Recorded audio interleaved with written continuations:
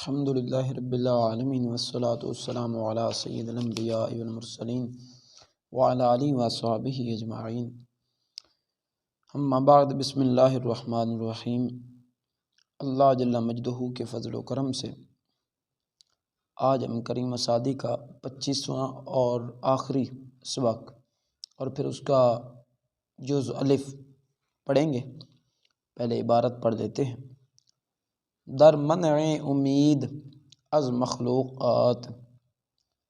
ازیں پس مکن تکیہ بر روزگار، کہ ناگہ ز جانت بر آرد دمار،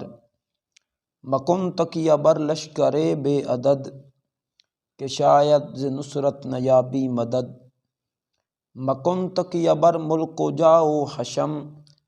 کہ پیش از تو بود است و بعد از تو ہم، مکن بد کے بد نیتی از یار نیک، نمی روید از تخم بد بار نیک، بسا پادشاہان سلطان شاں، بسا پہلوانان کشور ستاں، بسا تند گردان لشکر شکن، بسا شیر مردان شمشیر زن، بسا شیر مردان شمشیر زن، بسا ماہ رویان شمشاد قد، بسا نازنینان خورشید خد، بسا ماہ رویان نخستہ، بسا نازنینان آرستہ۔ کہتے ہیں در منع امید از مخلوقات، در کا مطلب میں منع، روکنا یا رکنا۔ امید، انسان کو جو امید لگی ہو، عام طور پہ مشہور ہے کسی چیز کی امید کا لگ جانا، کام ہونے کی، ایک سہارے کا مل جانا کہ یہ کام ہو جائے گا یا کوئی سہارا ہے۔ از مخلوقات، مخلوقات سے، جتنی بھی مخلوقات ہیں، تو معنی یہ بنے گا کہ مخلوقات سے امید نہ کرنے کے بیان میں، مخلوقات سے امید نہ کرنے کے بیان میں، یہ نظم ساری ہم پڑھیں گے۔ ازیں پس مکن تکیہ بر روزگار، از کا مطلب ویسے ہوتا ہے سے، اور این کا مطلب اس کے معنی میں یہ استعمال ہوتا ہے۔ این کا مطلب یہاں پہ اس ہے، پس تو ازیں پس کا اکٹھا مطلب یہ کریں گے کہ اس کے بعد، مکن نہ کر تکیہ بھروسہ، بر روزگار، بر کا مطلب پر، روزگار زمانہ، یعنی اس کے بعد، اس تمام گفتگو کے بعد، یہاں سے مراد جتنی بھی پہلے گفتگو ہوئی ہے وہی مراد ہے، کہ اس تمام گفتگو کے بعد زمانے پر بھروسہ نہ کر۔ کہ کا مطلب کیونکہ ناگاہ، اچانک، زے کا مطلب سے جانت، جان کہتے ہیں انسان کی جو روح ہوتی ہے، جان ہوتی ہے اپنا، اور تا جو ہے نا یہ مخاطب کی ضمیر ہے کہ تیری جان سے، کیونکہ اچانک تیری جان سے، بر آرد لائے گا، دمار، دمار کا مطلب ہوتا ہے ہلاکت۔ کہتے ہیں اس تمام گفتگو کے بعد تو زمانے پر بھروسہ نہ کر، کیونکہ یہ اچانک تیری جان سے ہلاکت لائے گا۔ کیا مطلب؟ کہ اچانک تیری جان کو ہلاک کرے گا۔ مکن تکیہ بر لشکر بے عدد، مکن نہ کر تکیہ بھروسہ بر لشکر، لشکر پر، کون سا لشکر؟ بے عدد، بے شمار لشکر، ایسا لشکر جو گنا نہ جا سکتا ہو، یعنی کہ بے انتہا لشکر پر بھروسہ نہ کر، کہ شاید ز نصرت نیابی مدد۔ شاید کہتے ہیں کہ شاید، جیسے کہتے ہیں کوئی کام یہ شاید اس طرح ہو، کیا مطلب؟ ہو سکتا ہے، یعنی کہ یہ معنی بھی مراد لیا جا سکتا ہے کہ ہو سکتا ہے۔ نصرت کہتے ہیں مدد کو، لیکن یہاں پہ ہم رحمت کر لیں گے تاکہ معنی ٹھیک طرح سمجھ آ جائے۔ نیابی، تو نہ پائے، مدد کہتے ہیں مدد کو، تو کہتے ہیں کہ بے انتہا لشکر پر بھروسہ نہ کر، کہ ہو سکتا ہے اللہ کی رحمت سے تو کامیابی نہ پائے، اللہ کی رحمت سے تو کامیابی نہ پائے، یعنی کہ تو یہ نہ ہے کہ لشکروں پہ بھروسہ کر لے اور کہے کہ یہی ہے سب کچھ۔ ممکن ہے کہ اللہ تعالیٰ کا ارادہ ہی نہ ہو، اللہ تعالیٰ کی رحمت شامل حال بھی نہ ہو، اور تو بے انتہا لشکر ہونے کے باوجود بھی فتح اور کامیابی نہ پا سکے۔ اور یاد رکھیے گا ہمارا عقیدہ بھی یہی ہے الحمدللہ اہل سنت و جماعت کا، کہ حقیقی طور پہ مددگار، حتمی طور پہ، ذاتی طور پہ مددگار اللہ جل مجدہ ہوئی ہے۔ اللہ کے علاوہ کوئی حقیقی طور پہ مددگار نہیں، ذاتی طور پہ مددگار نہیں۔ ہاں اللہ جل مجدہ کے بعد انبیاء اور رسول، اولیاء کاملین، دیگر احباب جتنے بھی ہیں، یہ حضرات وسیلہ بنتے ہیں، اور پھر اللہ نے ان کو اختیار دیے ہیں۔ تو جس کو جتنا اختیار دیا ہے وہ اتنی نصرت و اعانت کر سکتا ہے، اولیاء کاملین کو جتنا دیا ہے وہ کر سکتے ہیں۔ تو وہاں پہ اولیاء کی مدد دراصل اللہ کی مدد ہوگی، چونکہ کئی مقامات پہ جو ہے نا قرآن پاک میں واضح طور پہ ارشاد فرمایا گیا کہ ایک مقام پہ ہے کہ جبریل علیہ السلام بھی تمہارا مولا ہے، اور نیک مؤمنین بھی تمہارے مولا ہیں۔ کیا مطلب؟ تمہارے مددگار ہیں۔ تو بہرحال حقیقی طور پہ اللہ ہی ہے، اور باقی نہیں، اولیاء کو جتنا اختیار ہے اولیاء مدد کرتے ہیں، انبیاء کو جتنا اختیار ہے انبیاء مدد کرتے ہیں، اور نبی رحمت علیہ الصلاۃ والتسلیم کو تو پھر اللہ جل مجدہ نے مختار کل بنایا ہے۔ کائنات تخلیق اللہ نے کی ہے، اور سپرد مصطفیٰ کریم علیہ الصلاۃ والتسلیم کے کی ہے۔ اللہ کے اذن سے نبی پاک علیہ الصلاۃ والتسلیم اور دیگر جتنے بھی انبیاء اور رسول، اولیاء کاملین، یا جتنے بھی حضرات ہیں، وہ اللہ کے اذن سے مدد کرتے ہیں، اور ان کی جو مدد ہوتی ہے وہ عطائی مدد ہوتی ہے، ذاتی مدد نہیں ہوتی ہے۔ یہاں پہ پوائنٹ آ گیا کہ لشکر بے انتہا لشکر پر بھروسہ نہ کر، تو کہ ہو سکتا ہے کہ اللہ کی رحمت سے تو مدد نہ پائے۔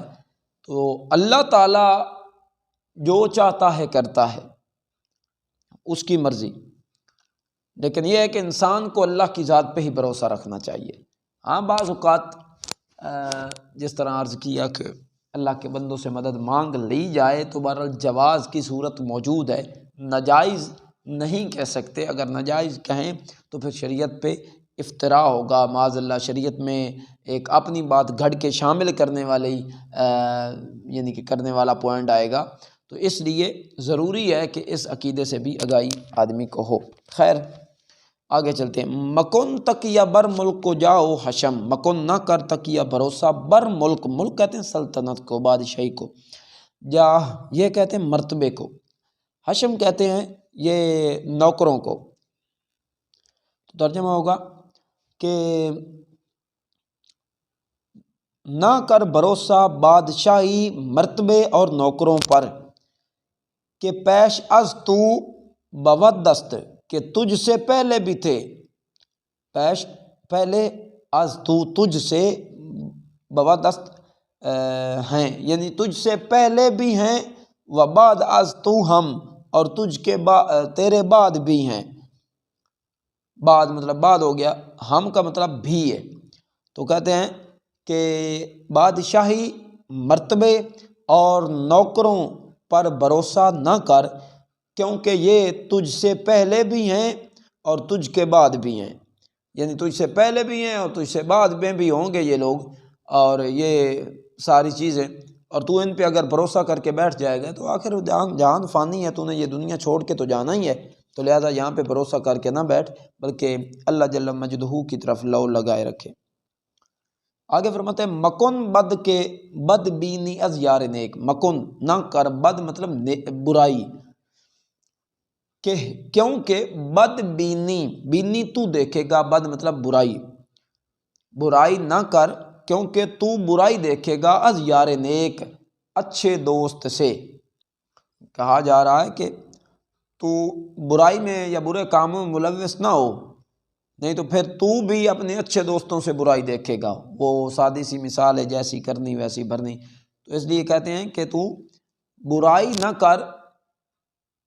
کیونکہ تو اپنے اچھے دوست سے برائی دیکھے گا۔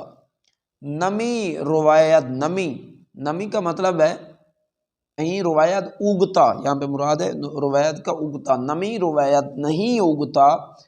از تخم بد بار نیک، تخم کہتے ہیں بیج کو، بد برے کو، نہیں اگتا برے بیج سے بار نیک اچھا پھل، بار کہتے ہیں پھل کو، نیک اچھا پھل، کہتے ہیں تو برا کام نہ کر نہیں تو اپنے اچھے دوست سے تو برائی دیکھے گا، نہیں اگتا برے بیج سے اچھا پھل، بسا پادشاہان سلطان شاں، بسا بہت سے،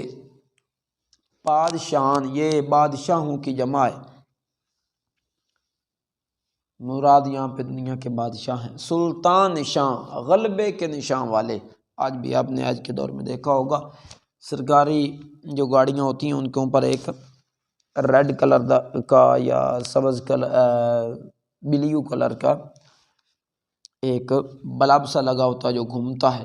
اور وزیر اعظم کی گاڑی پہ بھی لگا ہوتا ہے، جو اس بات کی نشانی ہوتا ہے کہ یہ وقت کے یہ سرکاری شعبے کے ساتھ تعلق رکھنے والے ہیں اور یہ وقت کا جو ہے نا یہ وزیر اعظم ہے اس ملک کا۔ تو کہتے ہیں بہت سے بادشاہ غلبے کے نشان والے، بسا پہلوانان کشور ستاں، بسا بہت سے پہلوان کہتے ہیں نا بہادر کو، تو یہاں پہ پہلوانان آ گیا، بہت سے بہادر جمع مراد ہے، بہت سے بہادر، کشور ملک کو کہتے ہیں ستاں چھیننے والے، بہت سے بہادر ملک کو چھیننے والے، بسا تند گردان لشکر شکن، بسا بہت سے، تند سخت کو کہتے ہیں، گردان مطلب بہادر، یعنی کہ تند سخت کو کہتے ہیں، مضبوط کو کہتے ہیں، طاقتور کو، بہت سے طاقتور بہادر یا طاقتور پہلوان، لشکر کو، لشکر شکن لشکر کو شکست دینے والے، بہت سے طاقتور بہادر لشکر کو شکست دینے والے، بسا شیر مردان شمشیر زن، بسا بہت سے شیر مردان، شیر کا مطلب شیر ہی ہوتا ہے، مردان ویسے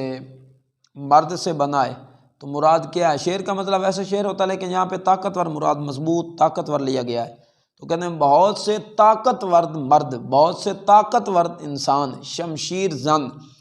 تلوار چلانے والے، یعنی کہ بہت سے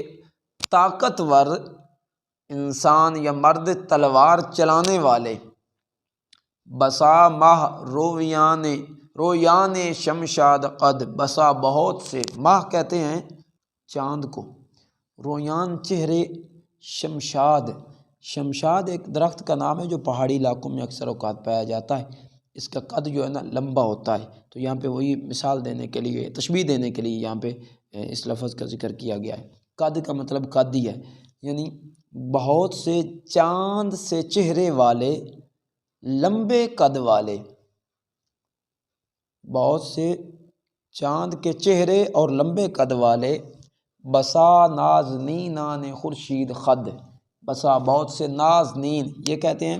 نازنینان، یہ کہتے ہیں ناز و نخرے والوں کو، بہت سے ناز و نخرے والے، خورشید خد، خورشید خد کا مطلب ہوتا ہے خد کا رخسار کہتے ہیں، خورشید سورج کو کہتے ہیں، سورج کے رخسار والے، یعنی کئی ایسے نوجوان ہیں جن کے چہرے چمکتے تھے اور قد ان کے بہت لمبے تھے، ناز نخرے کرتے تھے اور رخسار ان کے سورج کی طرح تھے روشن۔ آگے فرمایا بسا ماہرویان نو خستہ، بسا بہت سے ماہرویان چمکتے چہرے والے، نو خستہ کا مطلب ہے نوجوان، بہت سے چمکتے چہرے والے نوجوان، بسا نازنینان آراستہ، بہت سے ناز و نخرے والے، آراستہ کا مطلب ہوتا ہے سنورا ہوا، یعنی بہت سے ناز و نخرے والے سنورے ہوئے۔ یہ آج ہمارے 8 شعر ویسے ہو گئے، اب یہ جو ذکر کر رہے ہیں یہاں سے لے کر اب پھر اگلے سبق میں ذکر ہوگا، وہاں پہ جا کے کہیں گے کہ یہ جو سارے ہیں نا بادشاہ ہیں، غلبے والے، غلبے کے نشان والے، یا مردان ہیں، پہلوان ہیں، طاقتور ہیں، یا لمبے قد والے اور چمکتے چہرے والے نوجوان ہیں، یہ جتنے بھی ہیں وہ آگے کہیں گے کہ بڑے بڑے آئے ہیں اور دنیا میں فنا ہو گئے ہیں، مٹی میں چلے گئے ہیں، لہٰذا تمہیں بھی چاہیے کہ تو ان پہ بھروسہ نہ کر اور ان عادات کو اپنا کے اپنی آخرت کو خراب نہ کر، لہٰذا تیرے پاس وقت ہے کہ تو آج ہی سنور جائے۔ تو اس ساری گفتگو سے یہ پتہ چلتا ہے کہ ایک تو یہ ہے کہ ذاتی طور پہ اللہ جل مجدہ کے ساتھ ہی لو لگانی چاہیے، حقیقی طور پہ وہ وہی مددگار ہے، وہی کارساز ہے۔ باقی یہ مخلوقات سے جو منع کیا گیا ہے، یہ قسم کا کہ مخلوق سے لالچ یا طمع یا کسی قسم کا مخلوق پہ بھروسہ نہیں ہونا چاہیے، بلکہ بھروسہ اللہ پہ ہونا چاہیے۔ ہاں یہ الگ بات ہے، عرض کر دیا کہ اللہ کے اذن سے، اللہ کی عطا سے اللہ کے بعض بندے اور بعض شخصیات جو ہیں وہ مدد کر دیتی ہیں۔ اور دوسرا یہ ہے کہ یہ انسان پہ مختلف وقت گزرتے ہیں، کبھی بچپن کا ہوتا ہے، کبھی پھر لڑکپن آ جاتا ہے، جوانی جوبن پہ ہوتی ہے، پھر بڑھاپا آ جاتا ہے، پھر وہ وقت آتا ہے کہ آدمی چارپائی پہ ہوتا ہے۔ تو ان تمام اوقات میں سے انسان کو چاہیے کہ وہ اللہ کو نہ بھولے، کیونکہ اس جیسے کئی ایسے پہلے لوگ آئے ہیں کہ جو دنیا میں آئے تو تھے لیکن بالآخر وہ فنا ہو گئے، اور اگر ہم آئے ہیں تو ہم نے بھی فنا ہو جانا ہے۔ ہمیں چاہیے کہ ہم آخرت کی تیاری کریں۔ انشاءاللہ آئندہ سبق میں پھر مزید گفتگو ہوگی۔ السلام علیکم ورحمۃ اللہ وبرکاتہ۔